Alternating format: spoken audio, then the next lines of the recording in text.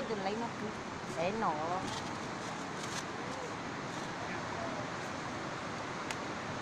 rồi cái mà bốc ta trong này non ta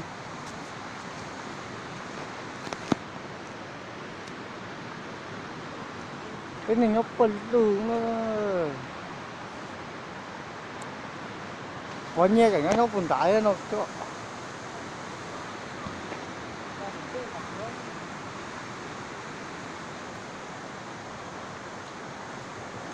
nút cờ nó chết xe máy còn đã nó ra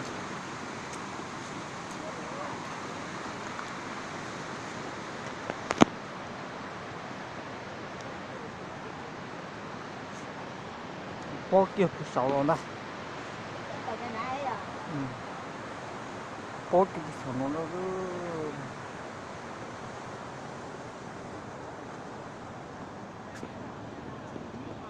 chút thần thôi cái nó phải đâu đây từ cứ ngon là mà thèn đi đấy kia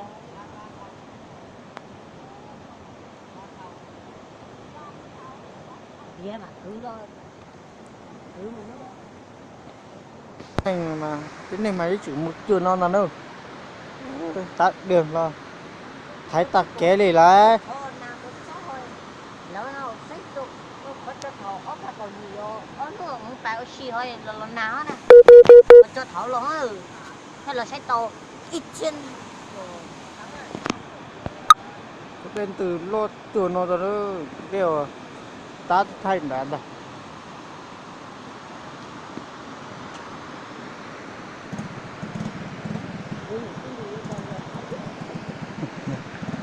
ôi cái bó hình cho nó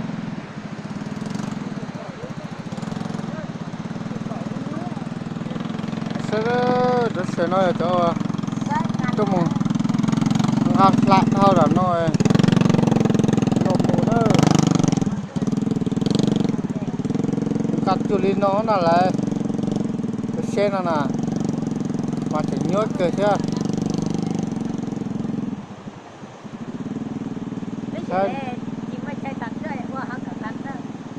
tá kỳ xe nữa họ cho mười trong trả nữa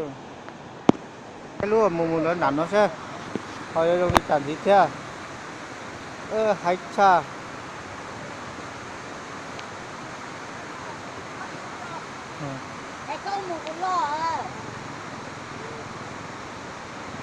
nước cơ thế này giờ cái bót ta chút ta trong nó này à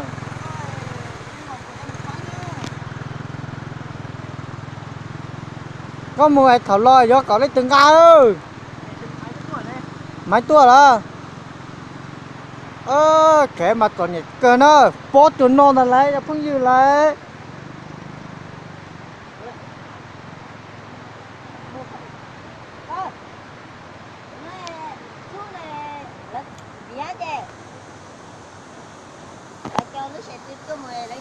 bót kia sổ lỗ cho anh tao cơ anh đấy chỉ tao bó lò nó sẽ là mà ta sẽ chụp nó là lại một tàu để ta sẽ chụp nó nè từ đi nó đấy kìa thôi tôi bắt nó thu kia rồi kia tại cho tên nó kéo lên thôi nó mà nhớ gì cười từ đây hết là nó từ đây mà đi lót cười họ đi họ nói á từ đây mà lót tụi non là nó đây nào mà lúc khi lúc khổ là chính lúc lúc xin lúc nào nó ta nữa ta nói đấy chở cò máy to cầu ké ơi ôi ơi giá gà đó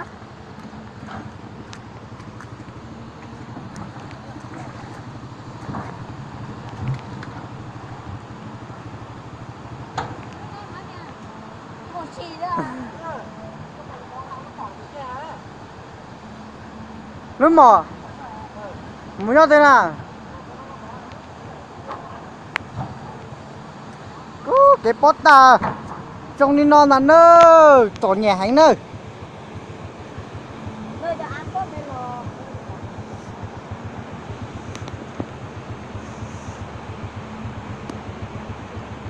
ông nói bây giờ có cho trả chay trả cá rồi hát cõi nè tí lầu ơi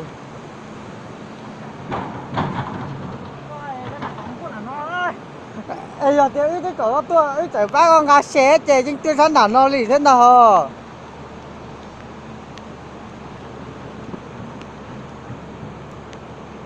nó đến lô đấy à. Vì lúc đó mà em lỡ vì lúc mai nó thế giờ trẻ đó. sai lúc mai nó tua nó nữa hôm nay cho các bé là cũng như gì hết chứ chỉ nhớ là tiền Mua cái nó bé cho ai bé chưa cho Dạ. nó mua nó bị tại gì chẳng nó đó thì mà lon nạt đâu là ư chỉ tao phải ngọn nạt đó về tiền ít việc nó nạt tầm mà chơi xì nè ư đến hả chứ ở đây không được cái nàyยังไม่ตีตัว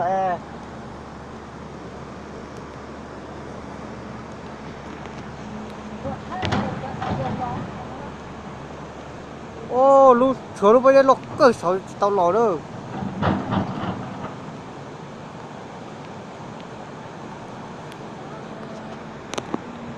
mẹ má chàng cho con chờ nó mà hai là chè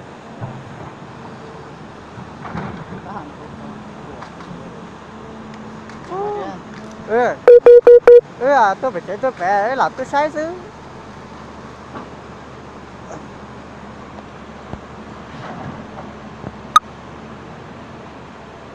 đây là tuần trai là có lần trai mà sư dùng sắp để dùng sáng mà lớn thì vô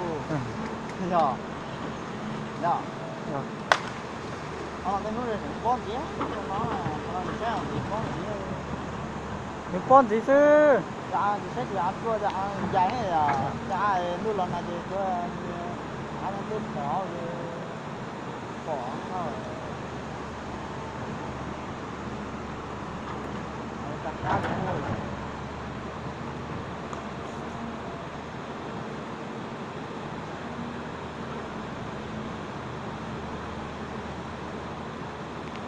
ôi lúc nãy con biển rồi đó chắc rồi đấy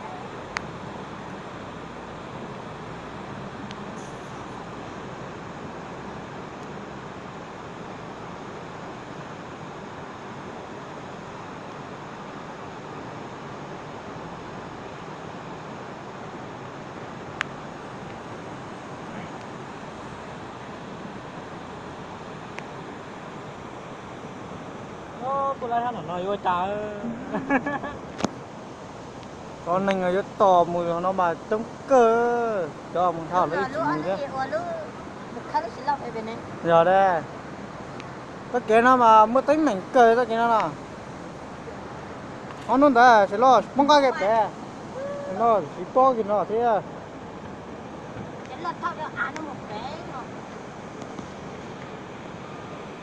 ô lúc mà chỉ muốn ăn chia rồi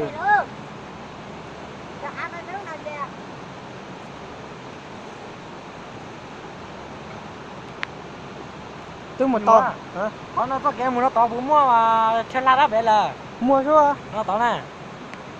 để tao xét chưa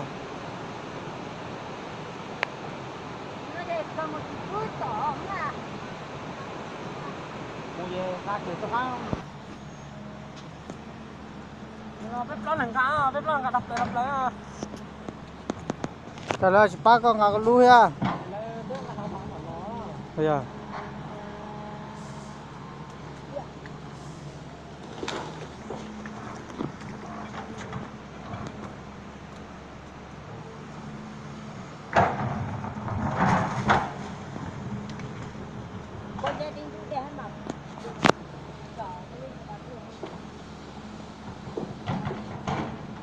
nó giống gì nó là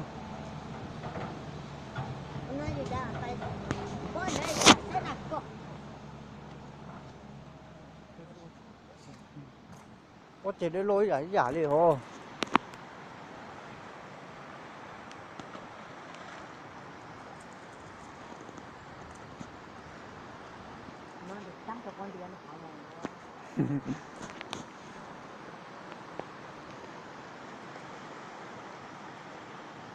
lò xuống chế tàu xuống chế lại thằng nó trực tiếp xuống đến để thằng ta nè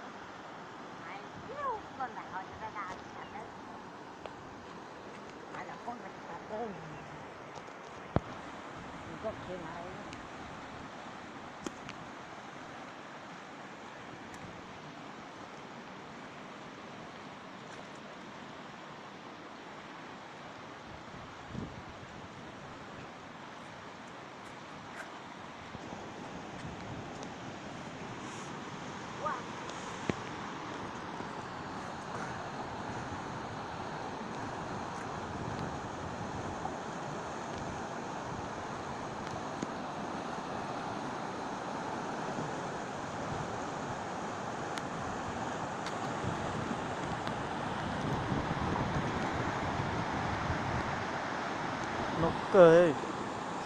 đây lô cười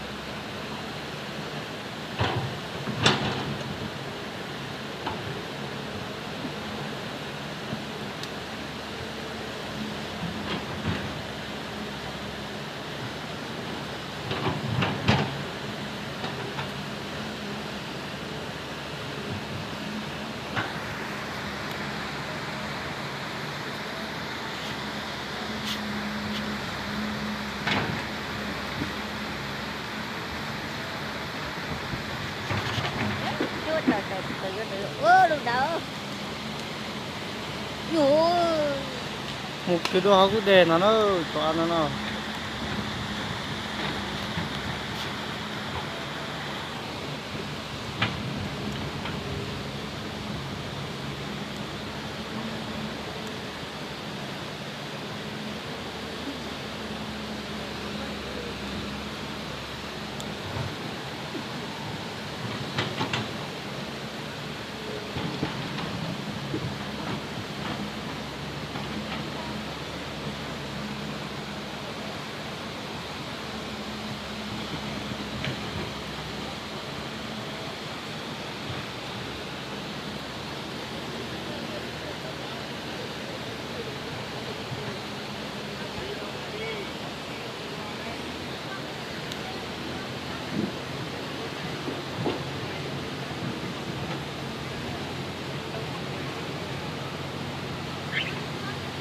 Giờ nát cái gì hết nè. thôi rồi Nè. nó chỉ chỗ đào này Nè. tiền nào Có bà nè đó. nhớ xem nó lúc bé ha 2 giờ 2 giờ á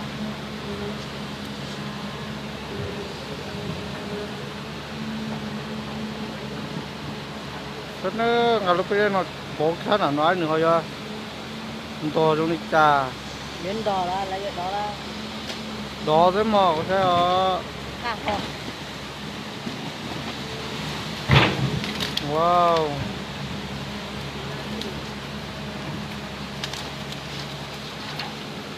nó chỉ tự thảo này à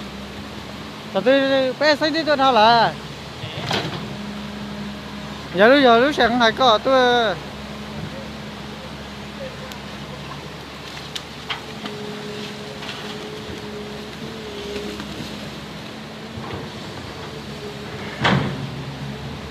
lấy mỡ đã ít thành ở lò sợ sợ nha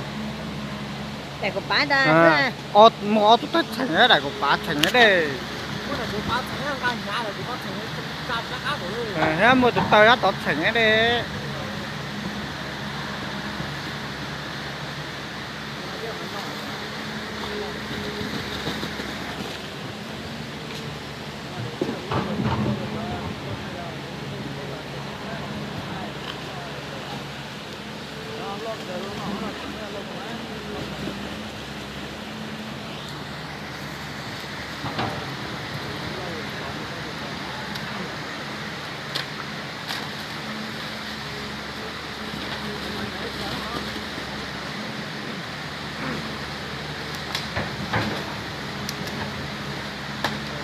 nó một cái là còn là cái gì mà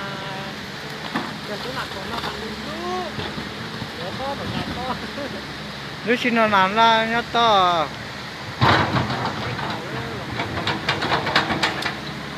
nhức lô thì đê lại tên kè nè Dạ. nó mùa chỉ một kẻ nè nó giờ yêu cũng người do tuyệt gái được chít cho đại yêu nó khỏi tôi về khỏi được chi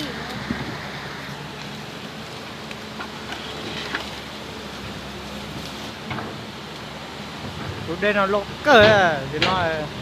chứ là giàu rồi người ta lá ta tự có giá chưa à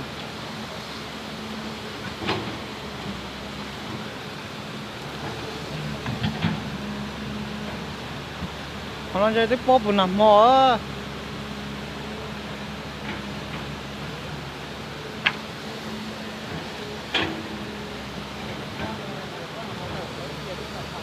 nó nhiều quá nhiều ta lấy con trái tộc quá nè nè lấy tiền rồi giờ lấy con trái nhiều có cái tộc quá nó cho nhiều quá thầu chứ là nào cũng cho á để tiền là đó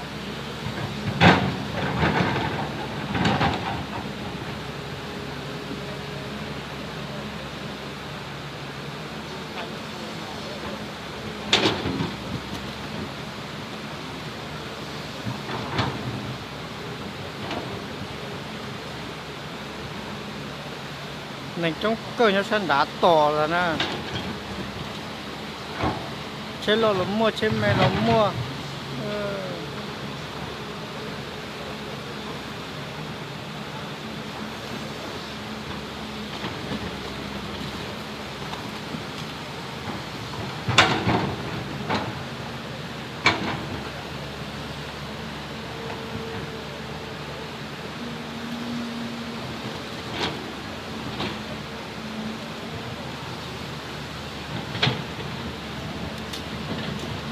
hôm nay chơi này vậy luôn nào giờ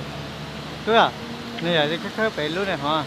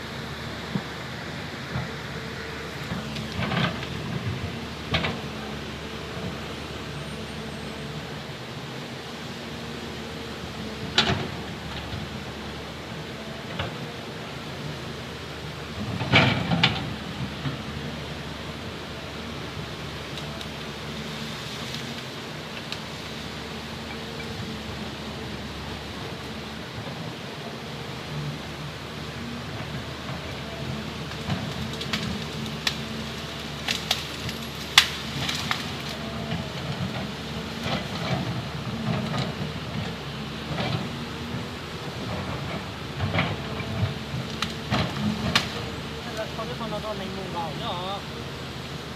con nó mù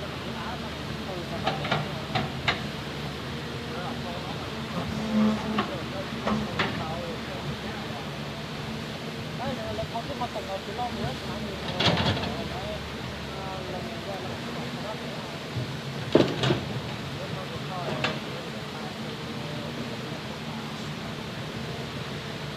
cái giá tuổi xí xem mất được hiên nó tuổi ấy đây cổ nó cha là nó hả cha là thì nó tới ở mà nó tiêu mất lót tỉnh tao tròn đâu à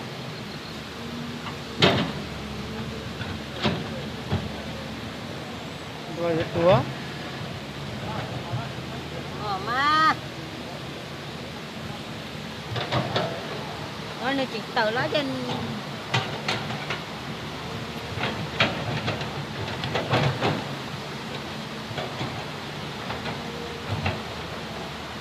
là chỉ chia nồng lợn ở bên đây tấm hậu này giờ nó đi được ăn rồi Thế cái kịch xe cái bạn biết nó là tại thế lái tua rồi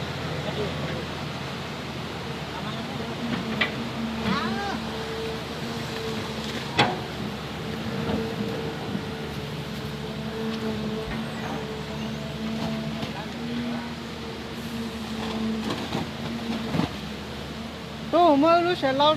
xả phải to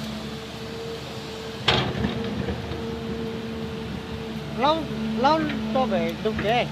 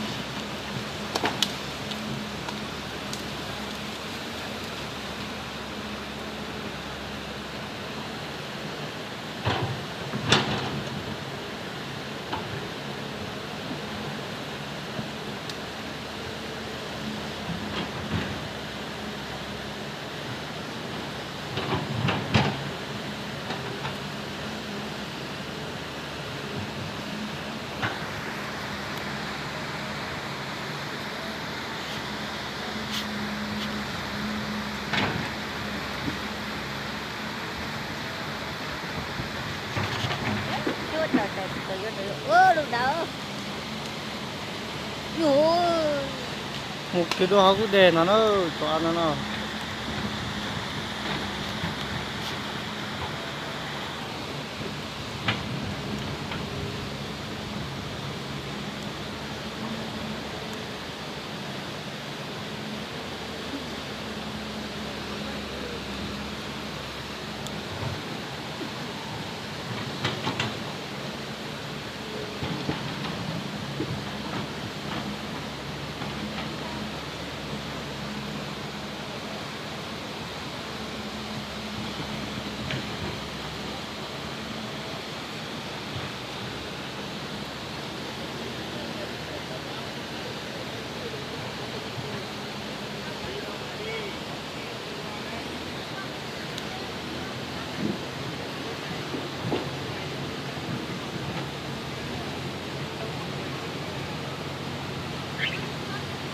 nhà nát chỉ vậy nè thôi rồi nè nó chỉ để tôi đào này nè tiền nào có bà đó nhớ chuyện là lúc bé họ Để lúc 2 giờ 2 giờ á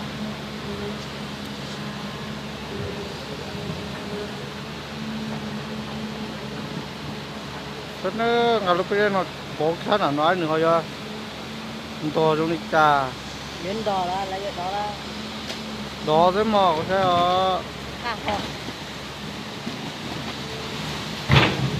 wow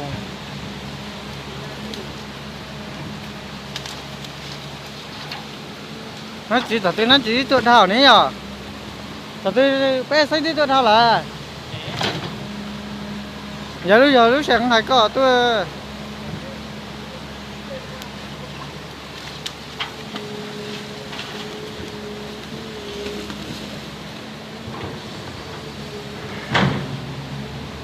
lấy mỡ đã ít thành áo lò sợ sợ nha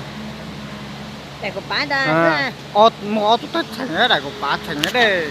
Cái này thì bán thành cái nhà này thì bán thành cái cam ác rồi. thế mua tụi tao đã tọt thành cái đây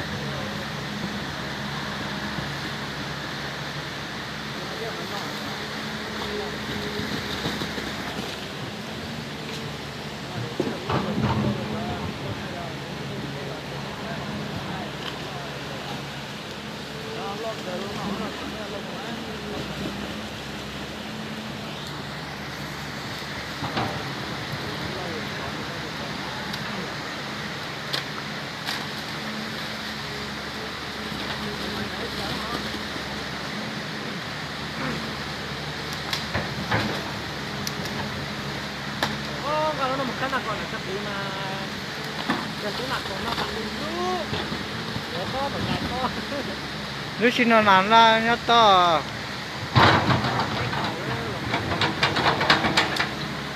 nước lô thì đê lại tên tè nè nó mùa chỉ một ké nào nữa giờ yêu có người gió tươi gái được chít chưa rồi đại yêu nó khỏi tôi về khỏi được chi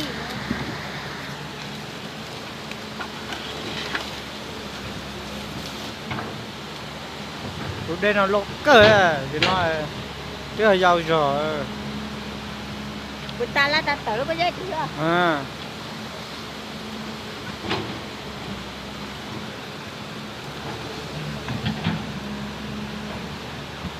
nó chơi tiếp bóp buồn nằm mò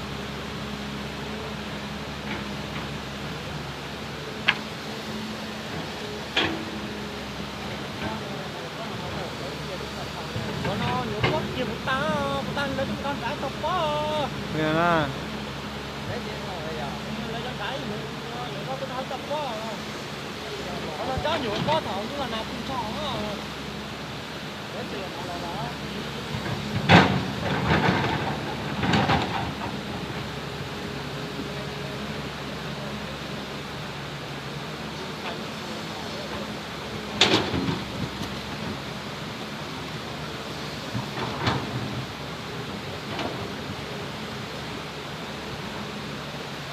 này trong cơ nó sân đá to rồi nè chế lo là mua chế mẹ nó mua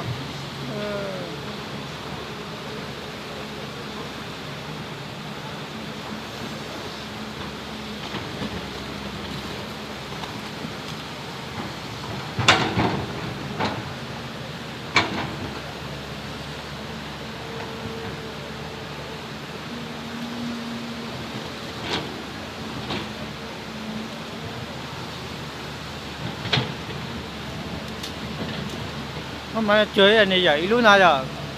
cứ à này là cái khớp phải luôn này hả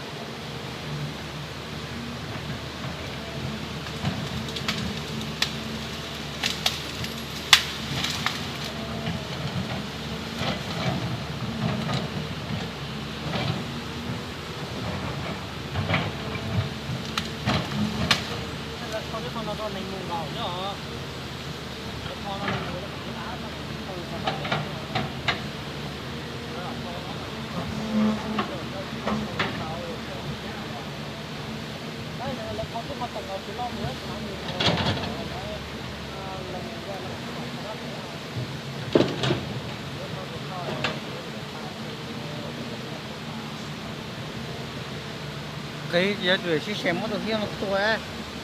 đây cổ nó cha là nó hả cha là thì nó tới ở mà nó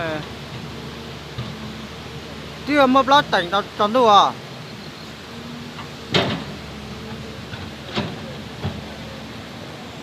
rồi hết túa mà nó này chỉ tờ lá trên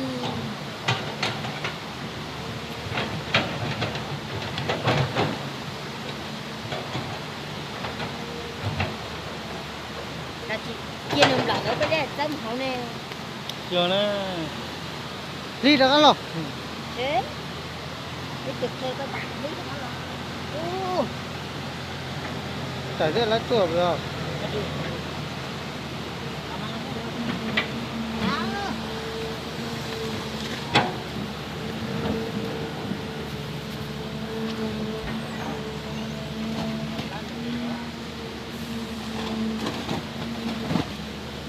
tôi mới lúc sẽ lau tả phải to lau to phải đúng cái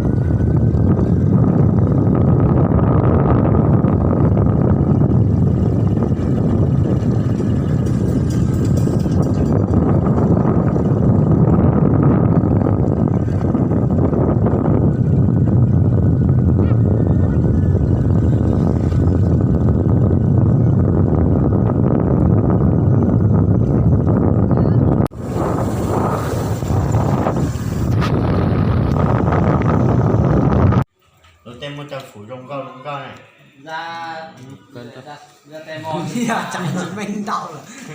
còn nó còn ít nào thả đó là đau như rất lơ bằng cay cay quá mỗi người làm cỡ em tao mà phải thế là hết rồi nó chọn em được tránh vùng tay đầu rét hình ra xua đó tao cái dễ sao vậy một lát ổn lại họ lạt thật tao rồi nhớ này cho chói chả lòng mình đi bé là chút gì đó tụi nó to lắm nhưng mà chưa từng lắp đồ nó không không sẽ lấy lên từ ly ơ rét dễ sẽ lấy chưa cho con tàu đi đọc cái nhiều rét đúng rồi tao lấy rét này một mít qua chơi đầu tiên đang cả một ta cái chưa đi ta rồi đấy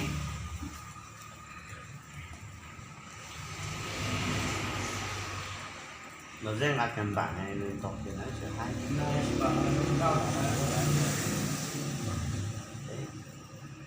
tao lúc đốt đốt sao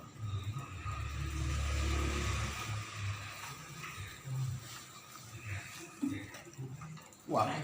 thao kiểu sâu thao nó lấy rồi nước tôi cháu muốn thay gì đảo vụ siêu linh đấy nhưng mà không chơi thầm tộc phết mệt chụp anh có cứu thế à tôi ta sẽ lo mà thấy bây giờ vừa rồi nếu mà ta kiếm được cái thìa nhà cái thìa sạc kim mà chị quá ngon tao tin tao rét thật thở bể rồi chỉ mới từ trong phổi mua tích từ siêu phổi làm tao mấy con miệt thì tao không phi chứ hành thế làm tao bờ lý chạy bé trú lấy lò thì là thứ thần vậy cháu đèn không tội đâu mà làm gì thế làm chùa rồi tí để tôi lo tí chết xem biết biết tao dẹn cái cờ rồi chút thật thân thôi con cái này tao chứ tàu hành chùa mua thế nè chứ còn tàu hành chùa làm cái hiệu rét tông té có chịu bỏ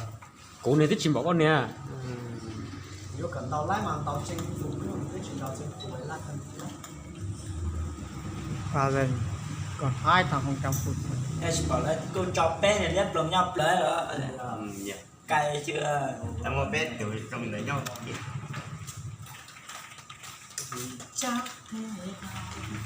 quay lên chứ thôi có nè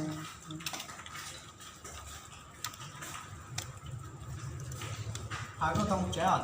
chị tao học cái cảm chưa còn thông chế à chưa còn thông chế à học cái cảm mua chơi thần thánh mà lên được 8 thần thánh nên chơi được 6 thần thánh đã thua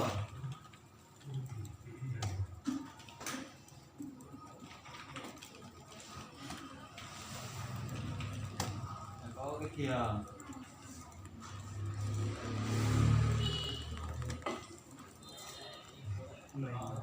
hai bố mày học thay đây đi qua đi con chưa chơi thành được đâu nên là tua kìa cua ra hồ men ra thì cứ chửi cái con đấy đâu nông đâu luộc cỡ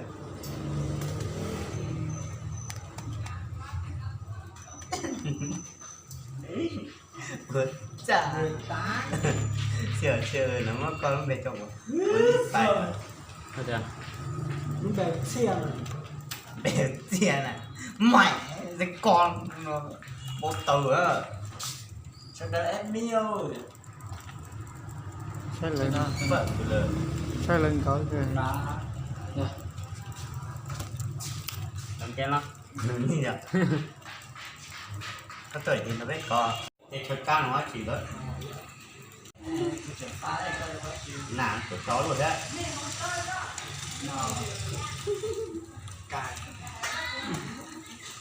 cài mạnh bên Z là gì gần gì ta tao biết là nó đã chạy chuối để cáiตัวđó tôi gọi đi có ô bị kết rồi không ô bị kết nhiều rồi tao chơi tao chơi tí chưa đâu là mày tính cầu cho nên nó gọi là men cay đó. Không phải mới giờ. Cho nên nó cay à. Thua chết luôn. Đi lên đường đấy nhé. Giờ là tao là hay tụt tiền nhiều sao. Đã chỉ còn rồi nó chở pen mà đấy không? Hiểu. Nó chở nó hại tàu. Để cay rồi. Chết cày ơi. Tàu từ đây tay ít liền là. Đây, ta không. Là cho đồ nói kìa. chào nào lấy cầu cuối thế này của trái cầu cuối này Thì anh kéo người ra những cái như là cái hai con. Ơi, không biết cái cục cỏ là cục chân cua. YouTube có liệu Ui, cái phi kìa bay luôn. ngu đau tủ xem theo tụi cái Ba mà là nước xem ba cái cái cái đó. Đây có phải cả S đâu. cầm mà Cả ép ấy lộn. Ui, tầm một Mà nó thêm với gao Xe này. cả con nhá. Con tì Mà đang có hai con này. Cả ép trên dưới cửa sao? ui đan kìa. chết tuổi lùi Đan đây kìa. thuốc thả khỏi Đan thì đẻ này. Đây. sẽ em thể hiện đây Nhưng mà không dám đi. Phải phải chú vô thôi. Mò, chủ quy lấy tụi lấy nó. Nó rất khéo trái tay. Ngồi trên cao rồi. Ba ăn đi cười. hắn nó lấy tình lên như và Đây này có sao chứ. Ui, nó ngoài động này. Nó tặng cái nào? Tặng miễn phí đăng nhập đây. Cứ 10 kia chơi đi đấy. Cái anh đó là Lần lần phá xem. Được mình kìa.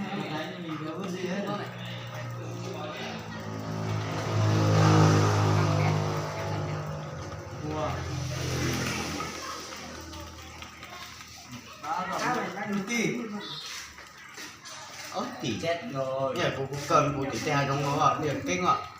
Đó, ăn rồi đấy. Cân dữ đấy. cao on nên nhanh để lo nên dừng Cân dữ thì chỉ bắt đi ra nó em ngoài.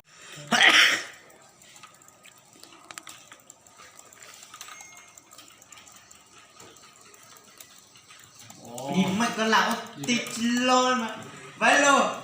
Con ai đi của nó làm. một đồng sinh có ăn rồi đồng lấy lọ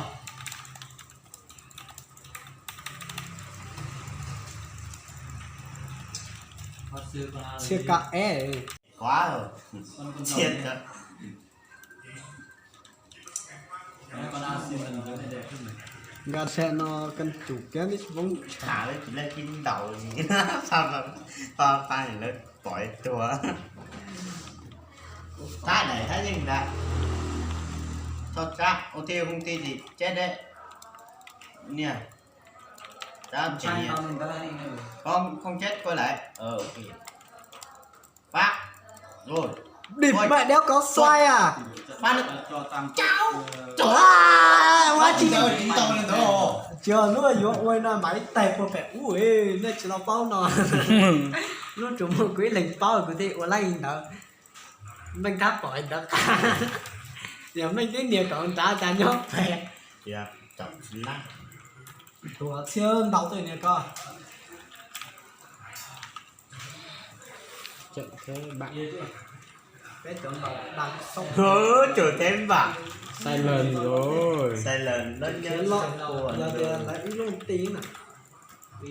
ô có bột xanh đây à tôi tìm bột xanh tiêu thụ đấy bây Nếu giờ mà lần gần ra không tới. Mình niệm phỏ mình trăm đàn cộng mình niệm tự đi nè. con lạng à tay nó này con người Nằm không có là cái thật. con mẹ uống sao có lên trời trời lên ớt sẽ ra của thầy cái gì Tao ma vũ rồi. ớt ra của Vũ thầy rồi. ớt ra thì chỉ hành Nãy giờ tao phải bắt Ê, xin ơi, xin Tao hai. ma vũ rồi nên là gì? Hỏi câu này 7 câu 8 rồi lên Để được. nó thích cái này hả? Ai ngờ đấy. mình nâng rồi diệu đen vào hết rồi lo 43 còn trận rồi kỳ cái gì tao thấy dây nó mặn đâu kể mà chịu nát ta cái chị đấy để cái gì cái gì sản nó là muốn đó nè nó tao sẽ cực 30 gương bát nếu ta hay trời ơi nó có thể phạtตัว thở ơi tỉnh đầu pha ra mà trời nó có không hết máu lo cái nó spa này mẹ mua cho nó ăn ăn không được làm giáo còn lát thiên thần chết cay này thì trên tàu chưa ở sân rồi thiên thần cái gì nữa thì trên nó còn lấy mảng này cũng cho trên mà ta xí tranh nó được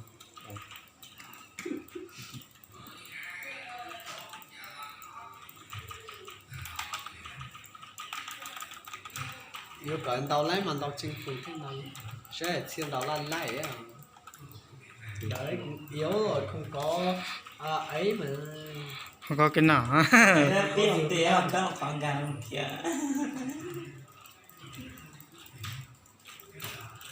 phải hiểu là đến cả cái là mình muốn sự đen thôi tại nó xong là là 100 là nên thắt ôn chủ nị nè tèo lối này thẳng chủ tiệm